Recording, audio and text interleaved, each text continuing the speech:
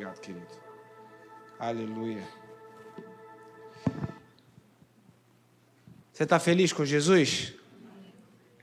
Amém, queridos? É bom que a gente fique feliz mesmo. Nós temos uma série de motivos para estarmos felizes com o Senhor. Então, que Deus possa iluminar o teu coração para que você veja, né, o motivo da felicidade. Abra sua Bíblia comigo em Mateus, no capítulo 7, versículo 24. Mateus, capítulo 7, verso 24 a 27. Obrigado, pessoal do louvor, tá? Muito obrigado. Mateus 7, do verso 24 a 27.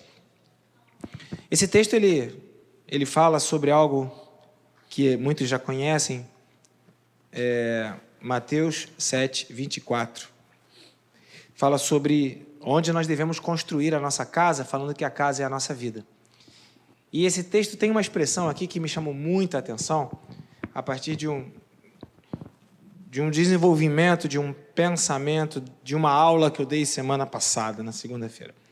E esse texto diz assim, 7:24. Portanto, quem ouve as minhas palavras, que já é uma ação desafiadora, e as pratica, que é a segunda movimentação, ouvir e praticar no caso, portanto, quem ouve as minhas palavras, estas minhas palavras, e as pratica, é como um homem prudente que construiu a sua casa sobre a rocha.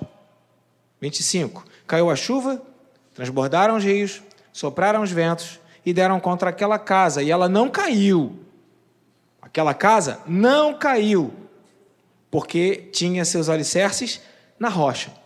Mas quem ouve essas minhas palavras e não as pratica, é como um insensato que construiu a sua casa sobre a areia. Só até aí. Eu poderia ainda continuar o verso 27. Caiu a chuva, transbordaram os rios, sopraram os ventos e deram contra aquela casa. Caiu. Foi grande a sua queda, porque foi insensato, porque ouviu, mas não construiu sobre aquela palavra.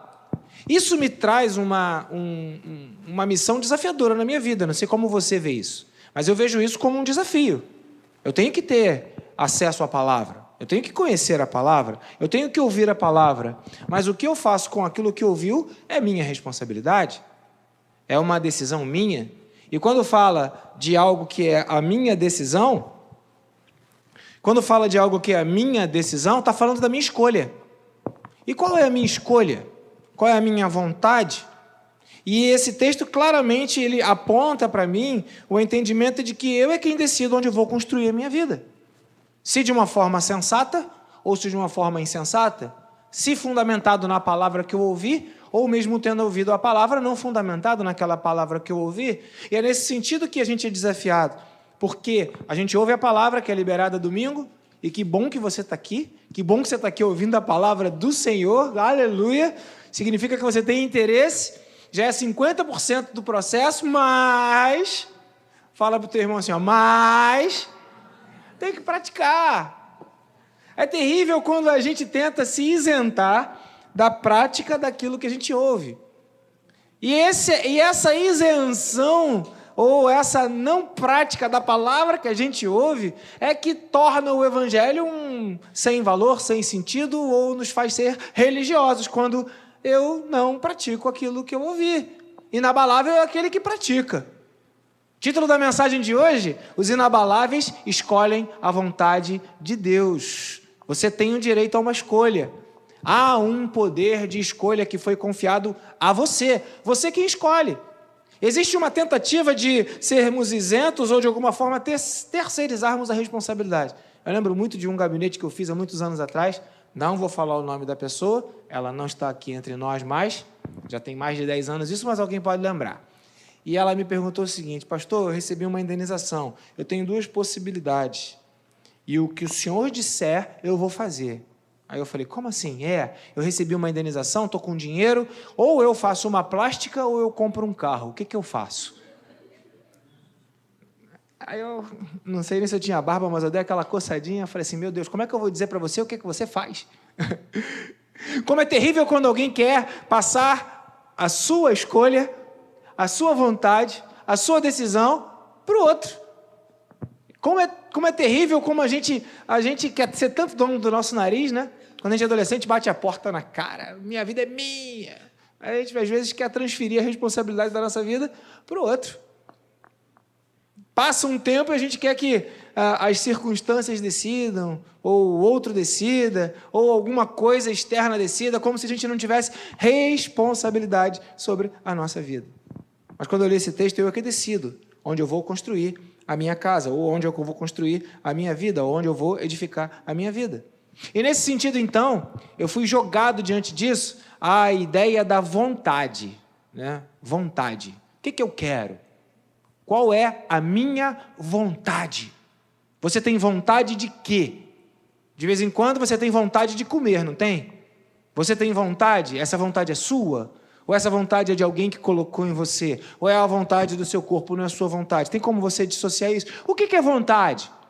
Porque tem gente que parece que vive pela vida que não tem vontade nenhuma. Essa semana eu estava...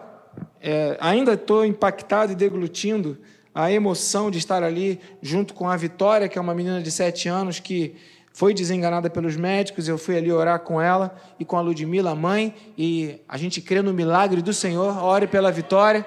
Mas eu estava ali, a Ludmila, não sei se é cristã, não sei se não é, conheço pouco ela, e estive lá com a Ludmila, que é uma pessoa lá no Hospital da Lagoa, e estava lá com a filha já há 2 meses, e eu falei para ela: Ludmila, não tem como te iludir.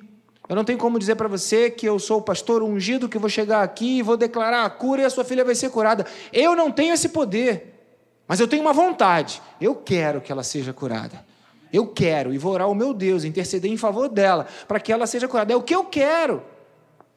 Mas eu tenho que entender que nem sempre o que eu quero é o que Deus quer. E é uma competição entre as vontades que existem em nossos corações. Quando Deus fez o homem, Adão e Eva, ele fez com uma vontade muito clara, muito específica. Lembra de uma coisa que Adão pediu para Deus? Qual foi a primeira coisa que o homem pediu para Deus? Todos os homens aqui sabem. Qual é a primeira coisa que um homem macho pediu para Deus? O que um homem macho pede para Deus? Uma mulher. Então depois tu não reclama. Não é? Você pediu para Deus uma mulher desde Adão. E eu vou te falar, lembra que naquela época que Adão pediu a Deus uma mulher, o espírito de Adão ainda não tinha sido envolvido pela queda do pecado? O espírito de Adão ainda estava em plena conexão com Deus? Lembra quando a gente lê lá em 1 João, que tudo aquilo que nós pedirmos que for da vontade do Pai, Ele fará por nós? Lembra quando a gente lê lá em Filipenses, que Deus é quem efetua em nós o querer e o efetuar? Quando eu estou no Senhor. Então perceba que a vontade de Adão era também a vontade de Deus. E Adão desejou e Deus falou: é isso aí, não é bom mesmo que o homem esteja só, faz-lhe uma companheira que ele seja idônea. E aí nasceu a mulher. Depois do pecado isso mudou. A nossa vontade foi manchada pela vontade de Satanás. Que a Bíblia a gente fala que é vontade da carne, ou que é vontade do homem, ou que, né, qualquer outro tipo de vontade, mas a luta então passa a ser a minha vontade contra a vontade de Deus. Eu tenho uma vontade, Deus tem outra, e eu preciso alinhar a minha vontade à vontade de Deus, porque senão eu vou escolher construir sobre outros alicerces, eu vou escolher construir sobre... Eu sou preguiçoso, eu quero mais rápido, eu quero os atalhos, eu quero o que é mais fácil, eu quero o que é mais simples, eu não quero ter que estudar para passar na prova, eu quero uma aprovação imediata, eu não quero nem passar pelos problemas da vida. Fizeram um filme, o Clique, né, com Adam Sandler, explorando essa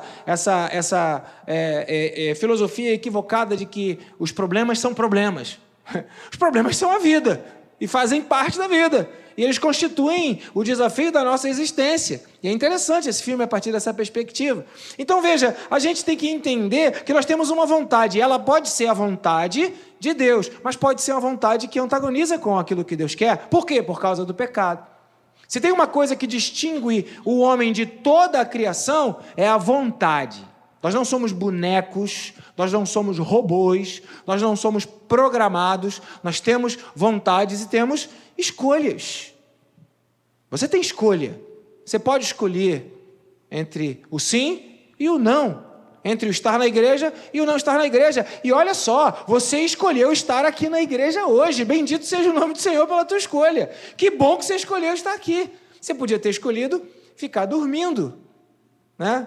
Você podia ter escolhido ir para a praia, passear, viajar, enfim, a vontade é tua. A escolha também. O que nos diverge de outros seres da criação é a capacidade que nós recebemos de Deus, a imagem e semelhança que Ele nos deu, e nós temos escolhas, direito a escolhas, vontade. Então, é nesse sentido que a gente precisa entender que nós queremos coisas e escolhemos aquilo que nós queremos. Você não é vítima de uma escolha que fizeram para você. O que você sonha, o que você escolhe, é o que você valoriza. Você pode ser influenciado. Então, eu explico que as influências, elas vão mexer nas minhas escolhas, mas não justifica que eu escolhi, né? Tá lá aquela menina, tá lá num baile, tá lá na noite, e daqui a pouco chega um galalau lá, e vem com aquele papo mole, aí ela fala, ai, ele pediu, eu não tive como dizer não. Né? Tá lá aquele movimento onde você tem o direito de dizer não, tem o direito de dizer sim, você pode estar debaixo de uma pressão, você pode, né? A gente já viu o filme, você já viu o filme daquela época do Coliseu, que não parou a igreja, que nega Jesus, não, então vai ser jogado na arena. Nega Jesus, não, para de adorar esse Deus, não, então vai ser jogado ali na fornalha ardente. Então, a gente pode dizer não e pode dizer sim. Explica muita coisa o nosso movimento das nossas escolhas, as pressões que nós sofremos, né? A propaganda que a gente é colocado, mas a escolha é sua. Explica, mas não justifica. São coisas diferentes. Eu posso ter a explicação, mas não justifica você escolher, porque quem é responsável pelas suas escolhas ou pela sua vontade é você. E, no final das contas, você escolhe o que você valoriza. O que você valoriza, você escolhe. Pastor Lúcio acabou de falar exatamente isso aqui quando ele estava falando sobre o dízimo e sobre a questão de Malaquias, quando as pessoas pararam de valorizar o templo, pararam de contribuir, pararam de se importar, não valorizou. Se eu não valorizo, eu não sei nem o que acontece. Mas quem valoriza se envolve, quem valoriza, né, não fica indiferente, é o que o Morientes fala, a indiferença é a essência do não valer. Eu não consigo ficar indiferente. Neemias estava no palácio trabalhando, funcionário público, ganhando bem, tranquilo, mas chegou aos ouvidos dele que o povo dele e que a cidade que era a referência do povo dele estava destruída. Ele falou, eu não consigo ficar indiferente a isso tudo. Mexeu com ele de tal forma, por quê? Porque ele valoriza. Aquele homem caído à beira do caminho, passou um sacerdote que valorizou mais a sua atividade do que aquele homem. Passou um levita que valorizou mais a sua atividade do que aquele homem. Passou um samaritano, parou tudo e valorizou mais aquele homem. Nós nos importamos e nós escolhemos fazer coisas de acordo com aquilo que vale para a gente. Você escolhe fazer aquilo que você quer fazer com o teu dinheiro de acordo com aquilo que vale para você gastar o teu dinheiro. Por isso, até hoje, eu não comprei minha televisão de 65 polegadas. E eu já estou quase promovendo ela. Porque eu soube de uma promoção de uma televisão de 98 polegadas. Então, por que eu não posso sonhar com a de 98? O meu sonho pode crescer, né? Agora, uma coisa é sonhar, outra coisa é chegar, pegar o valor, o meu dinheiro, aquele fruto do meu trabalho, e valorizar uma coisa acima de outros valores, e ir lá e pá! Né? Fazer aquele carnê ou passar aquele cartão. Na verdade, o meu valor está onde está a minha vontade. E tem gente que não está nem aí para a televisão, vendo uma televisão de 32 polegadas ou assiste até pela tela de um celular, está satisfeito. Isso vai variando, mas a vontade da gente é diferente de um para o outro, mas ela exige. E essa vontade é em cima do que nós valorizamos. Nós sonhamos com aquilo que nós valorizamos. A vontade, ela é revelada por aquilo que nós buscamos. Um ato da vontade é um ato daquilo que tem valor para a gente. Por isso que a gente pode afirmar, pelo simples fato de você sair da sua casa e vir ao santuário de Deus, mostra que o Senhor tem valor para você. Mostra que cultuar a Deus é algo valioso para a sua vida. Você não fica indiferente ao movimento e ao trabalho e ao gasto e à movimentação que você precisa fazer para estar diante do Senhor. Então a gente se movimenta, a gente anda de acordo com aquilo que a gente valoriza. E é importante fazer a diferença entre desejo e vontade. Desejo é aquela coisa que vem com uma velocidade urgente e exige que a gente faça alguma coisa. E aí, se você não tem um domínio próprio, você vai se entregar aos seus desejos, né? Você vai render seus desejos. Vontade não. Vontade ela é racional. Vontade é consciente. Vontade é um poder que Deus me dá de eu colocar freio nos meus desejos. Então, eu tenho um desejo que me leva numa direção, mas eu falo, não, a minha vontade é agradar ao Senhor. A minha vontade é agradar ao Senhor. É essa crise que Paulo fala quando ele enxerga nele desejos, impulsos e vontades que são contrárias às vontades do Senhor. E ele fala, eu quero fazer as coisas de Deus, mas tem uma crise dentro de mim. Então, o cristão ele vive em crise. Crise de abrir mão e de renunciar às suas próprias vontades em favor da vontade de Deus. Mas o que é vontade? Tem um camarada chamado Schopenhauer, não é Schopen não, tá, irmãos? Calma, é Schopenhauer. Arthur Schopenhauer. Não sei se é Schopenhauer ou Schopenhauer. É alemão. É um filósofo alemão aí. Que ele falou que a vontade é a própria pessoa em si, né? A vontade, ela sempre quer a vida. A vontade é a própria manifestação da vida. Então, quando eu perco a vontade, eu perco a vida. Talvez por isso a gente explique um pouco às pessoas que são desanimadas, ou deprimidas, ou depressivas, que vão perdendo a vontade e vão perdendo o sentido das coisas. Porque quanto mais coisas eu quero, quanto mais vontade eu tenho, a minha vida se manifesta na minha vontade. Quem não quer nada, não vive. Quero comer? Não, não quero. Quer acordar? Não, não quero. Quer dormir? Não, não quero. O que você quer? Não quero. A vida se manifesta naquilo que a gente quer. O Schopenhauer está certo nesse sentido. Não em tudo que ele fala, mas a gente tenta pegar o que é mais importante. E aí vira-se o nosso amigo Agostinho, que para a gente não é santo, mas ele continua sendo Agostinho, que é um cristão, e ele coloca o seguinte, a vontade está em todos os atos dos homens. Aliás, todos os atos nada mais são do que a expressão da vontade. Basicamente, eu faço o que eu quero. E o que eu não quero, eu não faço. Você faz o que você quer. O que você não quer, você não faz. Agora a questão é, você tem esse entendimento da responsabilidade do que você quer e do poder que você tem? Por isso que a preguiça é um pecado. Porque a preguiça é alguma coisa que me impede de fazer o que eu tenho que fazer e me entristece até porque eu quero fazer, mas eu não faço por causa da preguiça. E quem é preguiçoso já passou por essa experiência de se deparar com a preguiça, sabe como a preguiça entristece, como ela chateia, como ela ofende, porque há um sentimento de descontentamento em conta do preguiçoso. Então a Bíblia vem e fala, você tem que prestar atenção onde você constrói. Paulo fala sobre isso de novo lá em 1 Coríntios, capítulo 3, quando ele está falando sobre aquela ideia de um povo que está querendo fundamentar ou construir a sua relação com Deus em cima de Paulo, em cima de Apolo. Ele fala, a gente não é nada, é Cristo. Não é para construir em cima de pessoas. Então, se existe uma projeção na liderança que fala, olha para mim e faz o que eu sou e segue o que eu sou, a Bíblia fala exatamente o contrário. Olha para Cristo, não olha para mim não. Segue quem Cristo é, faz o que Cristo é. Então vai me imitar só no que eu sou imitador de Cristo. Então há uma divergência muito grande entre a vontade do homem e a vontade de Deus nesse sentido, porque no final das contas, por conta do pecado original, cada um de nós quer ser Deus, cada um de nós quer ser aquela figura onde os outros todos vão nos copiar, vão ter ali como um modelo a ser seguido. E esse sentido é um sentido complicado, porque isso pode representar, se eu estou distante de Deus, isso pode representar uma idolatria, que é o caso do fã que segue ao seu ídolo, ok? Independente da vontade política que você tenha, tem muita gente comprando perfume do seu ídolo, já até esgotou. É incrível como nós elegemos ídolos, ídolos na música, ídolos na política, ídolos em alguns sentidos, e Jesus, né? E Jesus, que é o nosso Senhor, não seria Ele o motivo ou a razão para nós idolatrarmos? Só Ele seja dada a honra, a glória e o louvor, mas a gente vai colocando a nossa idolatria. Querido, você coloca idolatria num tênis que tu olha naquela loja, naquela vitrine, num sapato, no teu sapato. que já é uma história antiga.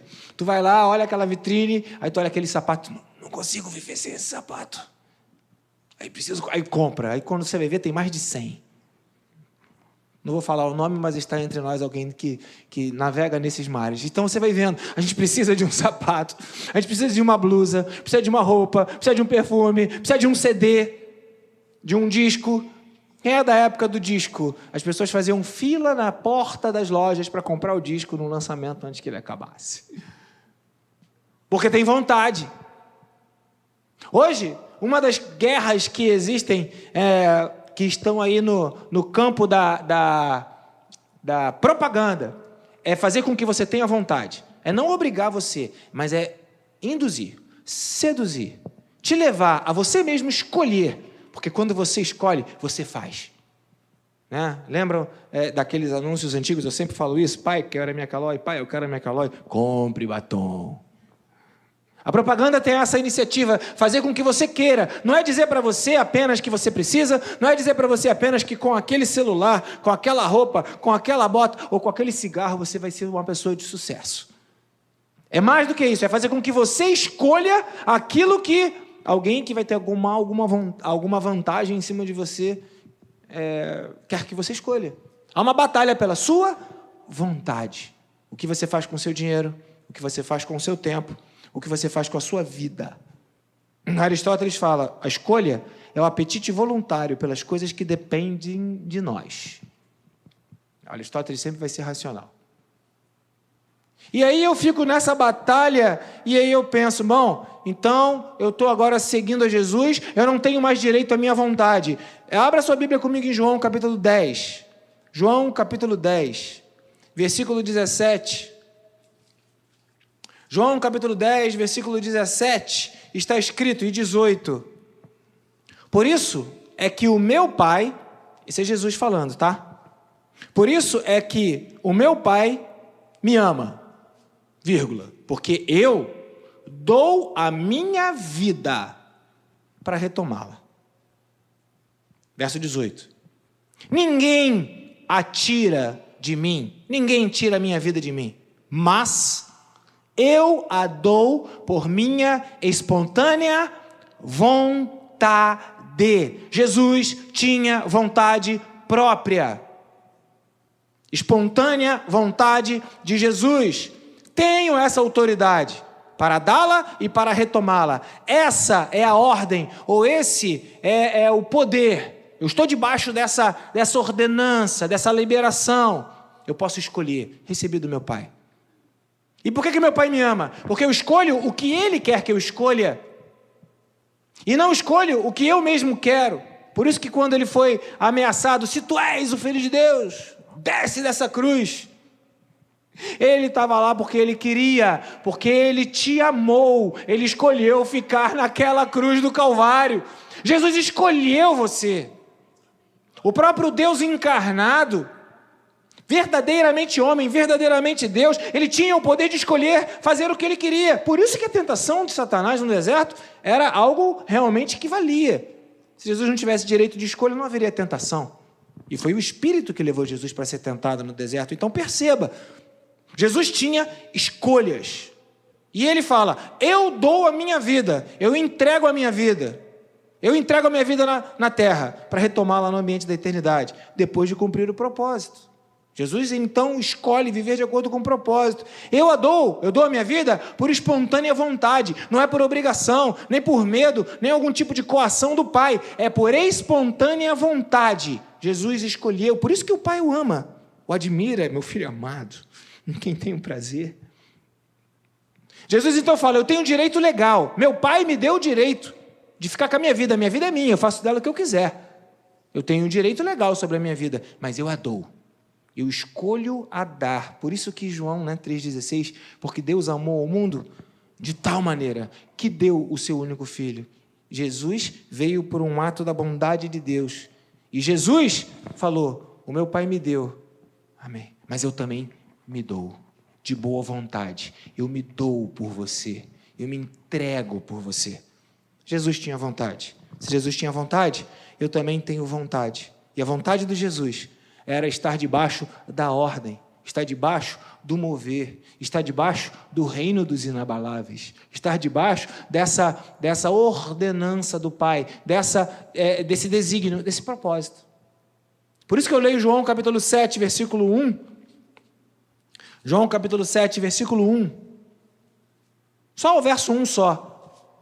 Que diz assim: depois disso, Jesus percorreu a Galiléia, mantendo-se deliberadamente longe da Judéia, porque ali os judeus procuravam tirar-lhe a vida. Jesus escolheu não ir para a Judéia, porque ali iriam matá-lo. Não era a hora ainda. Ele não tinha medo da morte. Ele poderia ter ido, mas ele não foi porque não era a hora. Então ele escolheu.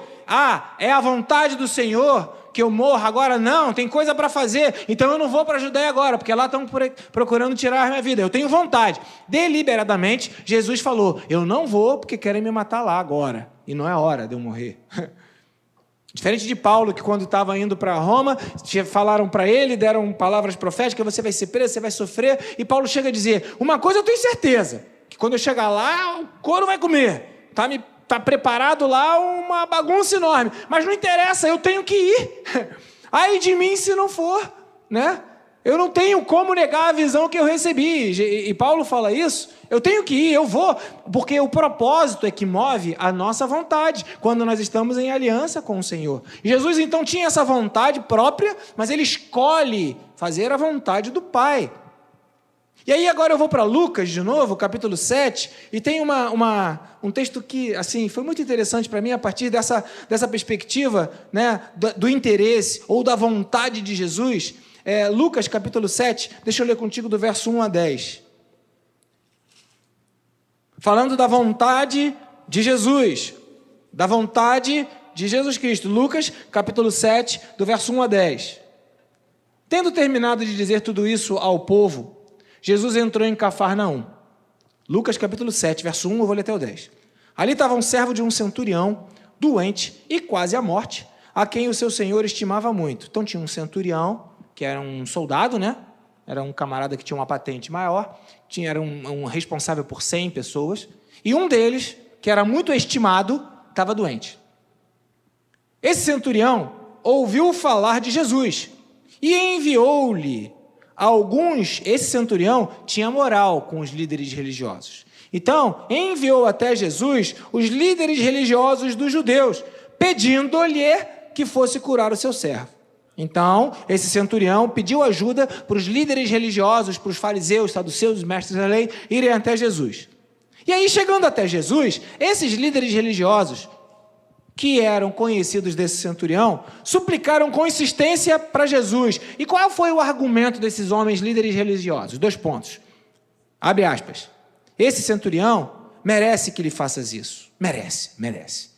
Ele ama a nossa nação. Ele construiu a nossa igreja.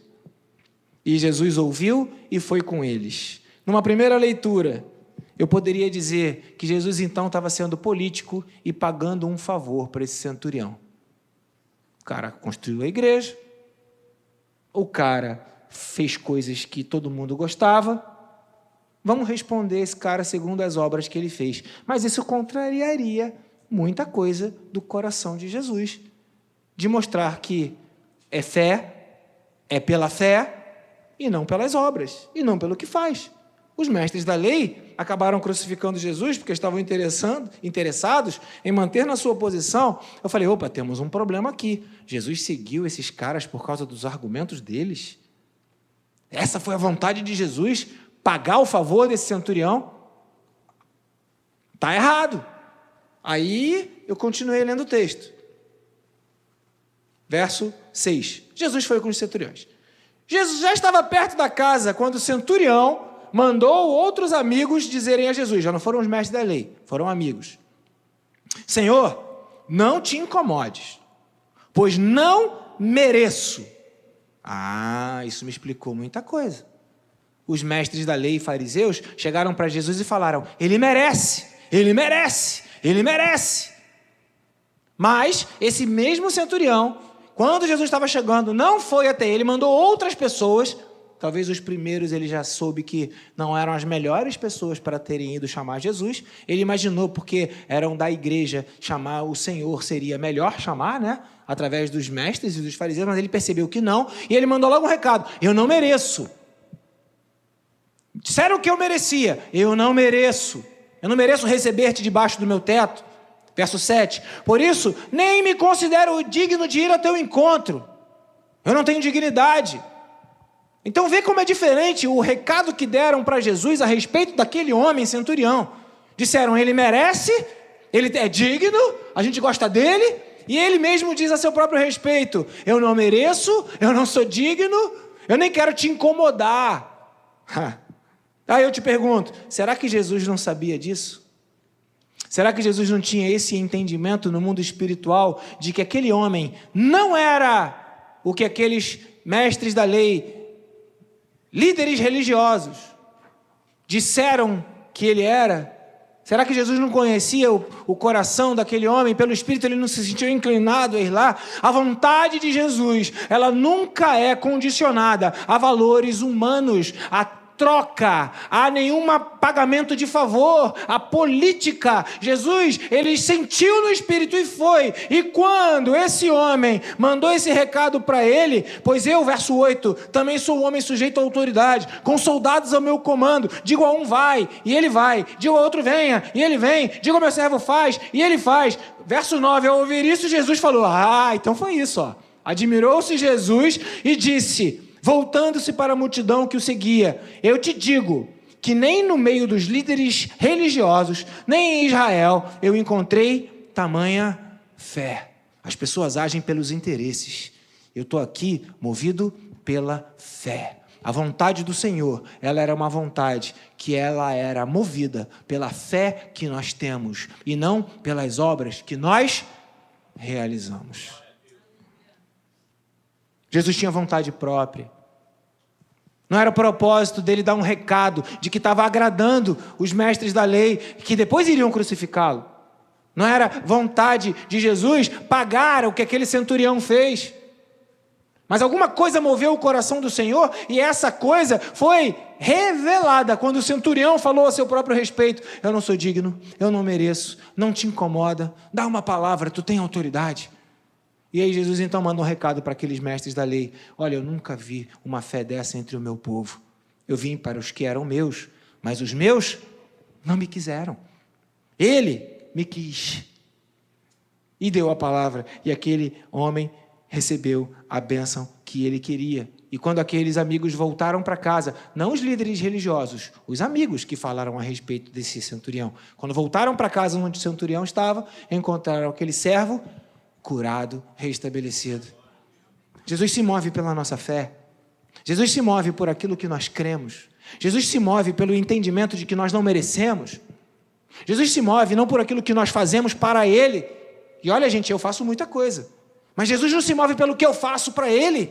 Jesus se move pelo amor que me move a fazer o que eu faço. Logo, o que eu faço não tem muita importância. O que importa é a vontade que é gerada dentro do meu coração. Quando eu tenho vontade de agradar a Deus, eu vou dar um jeito de agradar a Deus. Quando eu quero, eu dou meu jeito. Eu tenho dinheiro, eu dou dinheiro. Eu tenho tempo, eu dou tempo. Eu sei cantar, eu dou a canção. Eu sei tocar, eu dou a música. Eu não faço para mim. Eu não faço porque eu quero aparecer. Eu não faço porque eu quero destaque.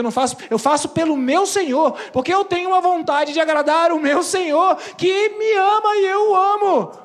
Por isso as minhas orelhas furaste, que é aquela visão do escravo, que no ano do jubileu poderia ser solto, mas ele fala, eu vou para onde? Eu quero ficar na casa desse homem aqui, eu sou como um filho para ele. E aí ele era nos umbrais, furava as orelhas, e agora era escravo para sempre. E nós somos escravos do Senhor, porque entendemos que é melhor servi-lo do que ficar longe da vontade dele. O mundo não entende isso. Quem não entende você, não vai te entender quando você abre mão de estar onde você poderia estar para estar na igreja. Ué, alguém aqui que está aqui entre nós já teve algum desacordo com alguém, ou já brigou com alguém, ou alguém já ficou chateado contigo, porque você falou que vinha para a igreja, ao invés de você ir para o programa que inventaram para você? Para viagem, para festa, para a programação? Não, vou para a igreja. Pô, toda vez na igreja. Alguém já falou assim contigo? Comigo já. Alguém já reclamou com você de você dar dízimo? Nem sei porque eu estou falando tanto disso. Ah, dá teu dinheiro para a igreja. Eu falo, dou. Eu não sou coagido, eu não sou, de alguma forma, obrigado, eu tenho direito à minha vontade própria, mas eu tenho uma aliança com o meu Senhor. E aí, outra coisa que me chamou muita atenção nessa vontade do Senhor, e aí eu volto lá para o texto de Mateus, que a gente leu no início, capítulo 7, e a gente precisa ler a Bíblia debaixo da liderança, da ótica do Espírito Santo, para a gente poder enxergar o que naturalmente a gente não ia enxergar. Né? Mateus capítulo 7, que a gente leu aqui, né? ele verso 24 fala, portanto, quem ouve estas minhas palavras. Aí eu falei, quais são essas palavras que eu tenho que ouvir para construir a casa sobre a rocha? Quais são? Aí eu comecei a dar ré no texto. Aí eu comecei a voltar do 7:24 para trás, para saber se estava falando daquela palavra que foi imediata, ou se isso é um discurso que começou algum tempo atrás. Onde que está essas palavras que ele falou, que ele começou a falar? E aí é interessante, né? É demais, é lindo, é lindo. Mateus capítulo 6, versículo 10. Mateus 6:10. Mateus capítulo 6, versículo 10. Ele ensina a gente a orar, né? E está escrito, venha o teu reino e seja feita a tua vontade, assim na terra como no céu. Então, agora eu preciso descobrir qual é a vontade do Senhor. Eu sou ensinado por Jesus a orar de maneira adequada. Eu sou ensinado por Jesus a clamar pelo estabelecimento do reino inabalável aqui na terra, e Ele vai fazer isso através da minha vida. Eu então tenho o desafio de conhecer a vontade de Deus, renunciar à minha vontade e escolher que seja feita a vontade de Deus. E aqui, eu quero te trazer uma palavra que, para mim, foi uma revelação do Senhor. Jesus, então, vai observar algumas renúncias à nossa vontade, que ao renunciarmos, automaticamente, nós estaremos fazendo a vontade de Deus. Então, a vontade de Deus, necessariamente, não é alguma coisa que eu faço.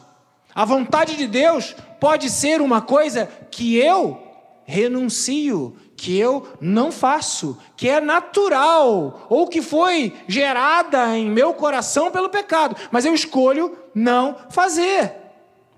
Pela negação da minha vontade, se estabelece a vontade do Pai. Pela negação do que é natural para mim, se estabelece a vontade de Deus para a minha vida. Por isso tanta gente tem luta para descobrir qual é a vontade de Deus, porque não quer negar a si mesmo, tomar a sua cruz e seguir a Jesus. E é nesse sentido que os inabaláveis reconhecem as palavras e as colocam em prática, porque estão construindo a sua casa sobre a rocha. Eu não serei inabalável se eu não construir a minha casa sobre a rocha. E quem constrói sou eu. Mateus capítulo 6, versículo 14, diz assim, se perdoarem as ofensas uns dos outros, o Pai Celestial também lhes perdoará.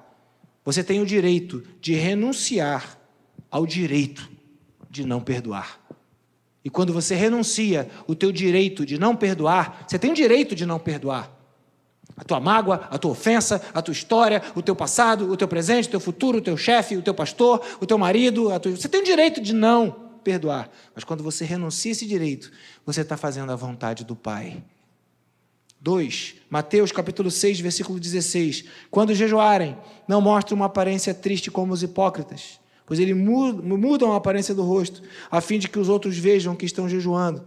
Eu lhes digo, verdadeiramente, que eles já receberam sua plena recompensa. Então, eu tenho o direito de rejeitar a comida, ou de jejuar, renunciar à comida, para dizer que o meu Senhor é mais importante que o prazer que a comida me dá. E quando eu faço isso, eu estarei fazendo a vontade do Pai. Eu não estou jejuando para mim mesmo, nem para mostrar para os outros. Eu estou jejuando por escolha, por deliberada vontade. Eu renuncio o que eu quero, o que eu gosto, para poder fazer a vontade do meu Pai, que eu gosto mais, que eu quero mais. Mateus capítulo 6, versículo 19. Não acumulem para vocês tesouros na terra, onde a traça e a ferrugem destroem e onde os ladrões arrombam e furtam. Então eu sou agora levado a renunciar à tentação de ser um acumulador. Renunciar à tentação de acumular. Eu tenho o direito de acumular, mas eu renuncio a essa tentação em favor do meu Senhor, que é mais importante e que vale mais para mim. Mateus capítulo 6, verso 21. Onde estiver o seu tesouro, aí também estará o seu coração. Eu posso renunciar o tesouro da terra e colocar o meu tesouro lá nos céus. Então, continuando, eu posso também renunciar às preocupações da minha vida. Mateus capítulo 6, 33. Mateus 6, 33. Buscai, pois, o reino de Deus e a sua justiça em primeiro lugar. Eu vou observar as aves dos céus. Por que eu vou andar ansioso? Eu posso renunciar a essa ansiedade. Eu posso renunciar, eu posso dizer, eu não tenho que andar ansioso se eu vou ter o que comer, ou beber, ou vestir. Se o Senhor veste os lírios do campo, Ele vai cuidar da minha vida. Eu tenho o direito de renunciar a esse direito de eu ficar preocupado. Eu posso renunciar o direito de servir ao dinheiro como se fosse um Deus na minha vida.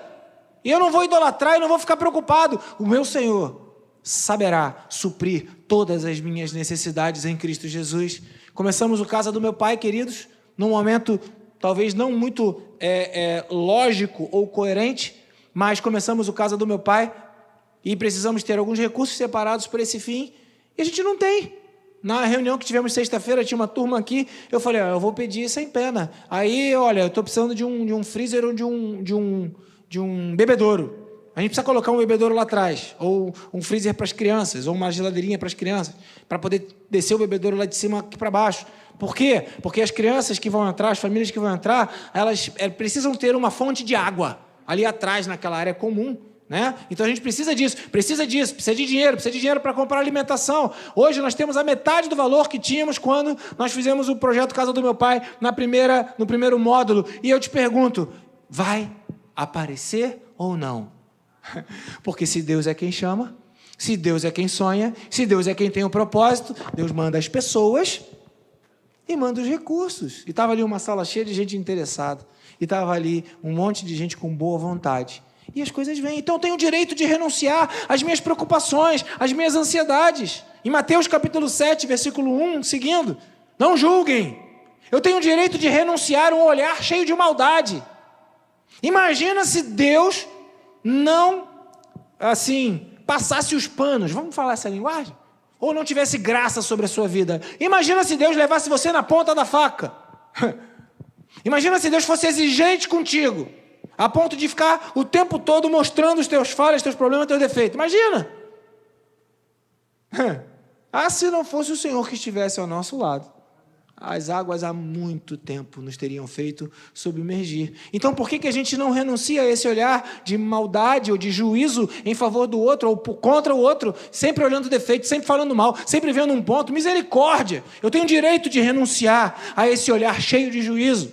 Mateus capítulo 7, versículo 12, está escrito, assim, em tudo, façam aos outros o que vocês querem que eles lhes façam. Porque essa é a vontade de Deus, essa é a lei, essa é a regra. Isso que os profetas falaram, fazer para os outros o que eu quero que façam comigo. Mas a gente o tempo todo fica discutindo com Deus da nossa vontade. Eu quero que me abracem, eu quero que me olhem, eu quero que me ouçam. Você ouve pessoas? Você abraça pessoas? Você mostra a importância para as outras pessoas? Faça para os outros aquilo que você quer que te façam. Você tem o direito de renunciar ao egoísmo, a de se colocar como centro. Irmãos, lembrem, o desejo da tua alma é ser igual a Deus, ser o centro. O desejo da tua alma é essa, e isso é do diabo, contra a tua vida. Você precisa colocar Deus no lugar dele, no trono dele, renunciar à tua alma, renunciar à tua vontade e reconhecer que é o Senhor que é digno de ser lembrado, louvado, cuidado, abençoado. E aí a regra que eu tenho que renunciar é o egoísmo natural de eu querer isso para mim.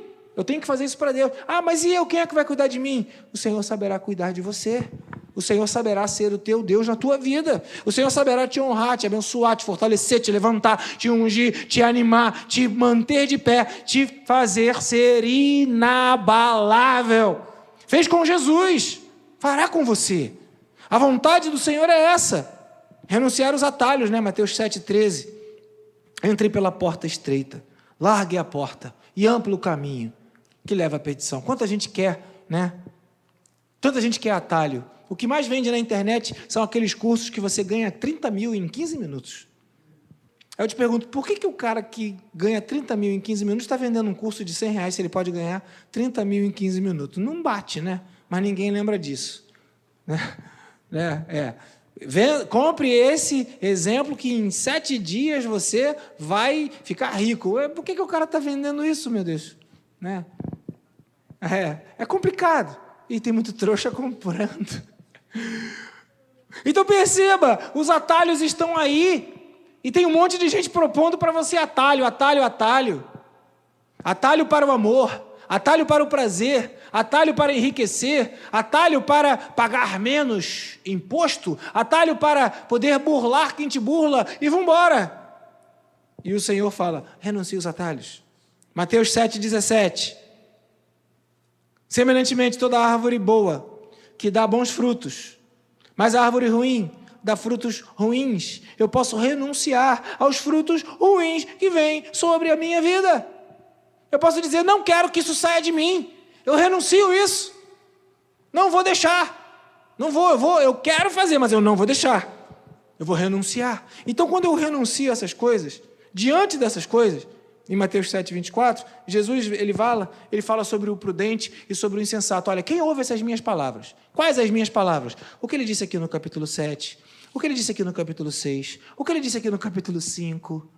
Quem ouve essas minhas palavras e as pratica é como um homem prudente, que edificou a sua casa sobre a rocha, não será abalado. Então, me perdoem os que querem o atalho de serem inabaláveis só porque são da MIPAV e porque nós estamos no ano dos inabaláveis. Tem gente que quer atalho. Olha, eu vou lá no culto, porque é o culto dos inabaláveis, eu vou sair de lá inabalável. Como se fosse um pozinho de pirlim-pim-pim da Emília, na época do sítio do Pica-Pau Amarelo, receba! E tu sai daqui, todo teisado, cheio de pozinho, e agora você se tornou inabalável. A minha Bíblia e a sua dizem que a inabalabilidade, ela vem de ouvir as palavras e praticar. Mateus, capítulo 7, versículo 24. Vamos ler? Pode vir os irmãos do louvor. Portanto, quem ouve estas minhas palavras e as pratica, é como um homem prudente que construiu a sua casa sobre a rocha. Eu posso ainda fazer uma paráfrase com o que Paulo disse lá em 1 Coríntios 3. Cuide cada um naquilo que constrói. Preste atenção no que você está construindo. A vida é sua.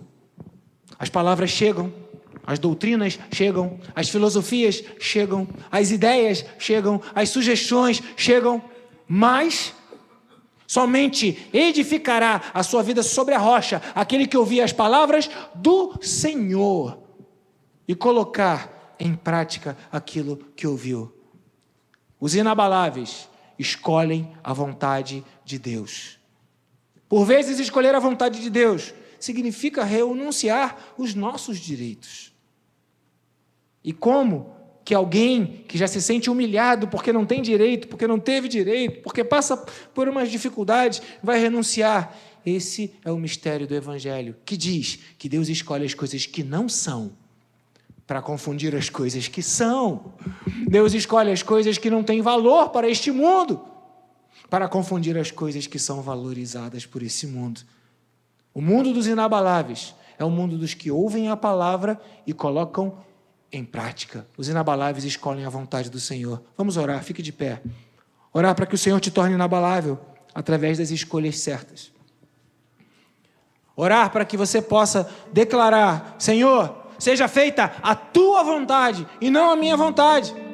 Orar para que o Espírito Santo podem começar os irmãos de louvor assim que puderem, orar para que vocês possam, começa baixinho, tá? Orar para que vocês possam, de alguma forma, eu e você, nós possamos escolher as coisas certas. Porque se eu tenho uma escolha, se eu tenho opção, se eu posso dizer sim, se eu posso dizer não, se Jesus fez isso e eu também posso, que eu escolha a boa parte, que eu escolha a parte certa, que eu escolha de maneira certa. Eu não quero apenas ter uma boa vontade e de todo o meu coração querer a coisa certa, mas estar errando. Eu quero acertar o alvo. Eu quero acertar na minha decisão. Eu quero fincar a minha vida em Cristo Jesus. Eu quero construir a minha vida sobre a rocha que é Cristo. Então eu preciso dizer: Senhor, que seja feita a tua vontade. Eu não quero me isentar da minha responsabilidade, do que eu faço, do quem eu sou, do que eu escolho, de onde eu vou, de onde eu coloco o meu dinheiro. Eu não quero justificar como se fosse uma força externa a mim. Se o próprio Jesus poderia escolher, eu também posso escolher. Então eu tenho uma responsabilidade e tenho um poder que me foi confiado. Eu tenho uma responsabilidade e tenho um poder que me foi entregue. Que você possa consagrar a tua vida ao Senhor e declarar: Senhor, ensina-nos o caminho que devemos andar. Se eu já sei qual é o caminho certo, se eu já ouvi a tua palavra, Senhor, eu quero me consagrar a ti, para que a minha escolha seja de acordo com a tua palavra, a fim de que eu seja inabalável. Porque aquele que ouve as palavras do Senhor e as coloca em prática será semelhante àquele homem prudente, sensato, que vieram as tempestades, veio todas as dificuldades, mas permaneceu inabalável, porque sua vida está fundada na rocha. Os inabaláveis estão em Cristo Jesus. Os inabaláveis conhecem a palavra do Senhor. Os inabaláveis constroem a sua vida com fundamento em Cristo Jesus, porque Ele verdadeiramente é o Filho de Deus. Senhor, eu quero clamar a Deus em favor da tua igreja, para que, ó Deus, não tenham aqui homens e mulheres que se escondam, ó Deus, numa religiosidade, mas que, ó Deus, homens e mulheres possam, ó Deus, conhecer o teu poder, conhecer a tua força, conhecer a tua unção, conhecer, ó Deus, o que é estar firmado na rocha, para que, ó Deus, apesar de, ó Pai, os teus filhos e filhas possam permanecer inabaláveis, porque tem a sua vida construída em ti, Senhor. Obrigado, Pai, porque a tua palavra é clara. Obrigado, Senhor, porque, ó Deus, nós somos chamados para sermos teus filhos. Somos chamados para ser sacerdócio real, nação santa, povo de propriedade exclusiva de Deus. Somos chamados para, Senhor, nos colocarmos debaixo do Senhor, e não para fazer as coisas para o Senhor, para estar do lado do Senhor. Pai, nos ajuda a escolher a tua vontade. E se Deus renunciar à nossa vontade, à minha vontade, implica em fazer a tua, que já não seja eu mais quem viva, mas Cristo viva em mim. Que não seja mais a minha vontade, mas seja a tua vontade. E a tua vontade, ó Deus, passa pelo amor. A tua vontade, Senhor, passa por uma vida conectada ao céu. A tua vontade, Senhor, passa, ó Deus, pelo arrependimento. A tua vontade, Senhor, passa, ó Deus, em ser luz desse mundo, ser sal dessa terra. A tua vontade, Senhor, passa em refletir a glória do Senhor Jesus e dar o nome. Jesus é quem brilha em mim. Pai, recebe, ó Deus, a vida da tua igreja. Levanta homens e mulheres inabaláveis, inabaláveis nas suas famílias, inabaláveis dentro das suas casas, inabaláveis dentro dos seus trabalhos, inabaláveis, ó Pai, diante, ó Pai, dos movimentos que acontecem na sociedade, na cultura. Que, ó Deus, nós venhamos a ser inabaláveis diante do Senhor. E sabemos, ó Pai, o caminho. Conhecemos, ó Deus, o caminho. Então ajuda-nos a andarmos ó Deus, segundo a tua palavra, segundo a tua direção. Renunciamos os nossos direitos, para que, ó Deus, seja feita a tua vontade aqui na terra, como ela é feita no céu. Pai, que privilégio que o Senhor tem de nos chamar de filhos, de nos chamar de amigos, ó Deus, que privilégio, ó Deus, o Senhor tem nos dado de sermos chamados filhos, de sermos chamados amigos e de sermos, ó Pai, a tua igreja. Pai, em nome de Jesus, que o Senhor possa levantar homens e mulheres inabaláveis, segundo a tua palavra, que constroem a casa sobre a rocha, segundo a tua palavra, e que estão edificados no Senhor. Abençoa-nos com a tua bênção, fortalece-nos, ó Deus, com a tua força, unge-nos, Senhor, com a tua unção, levanta-nos, ó Deus, com as tuas mãos, Pai querido, e que sejamos erguidos pelo Senhor para a glória do teu nome e para testemunho de que é o Senhor que é o Rei de toda a terra. Consagramos a Ti as nossas vidas. Muito obrigado, Pai, por esse domingo. Que o Senhor te abençoe, que o Senhor te guarde, que o Senhor faça resplandecer o rosto dele sobre a tua vida, que o Senhor tenha misericórdia da tua vida e que o Senhor te dê a paz. E que a graça do Senhor Jesus, que o amor de Deus o Pai, que a comunhão, que as consolações e que o revestimento de poder e de autoridade do Espírito Santo de Deus estejam sobre a tua vida, hoje e para todo sempre. Amém, amém. Deus abençoe você, querido. Bom almoço, o almoço dos inabaláveis. Deus abençoe você em nome de Jesus.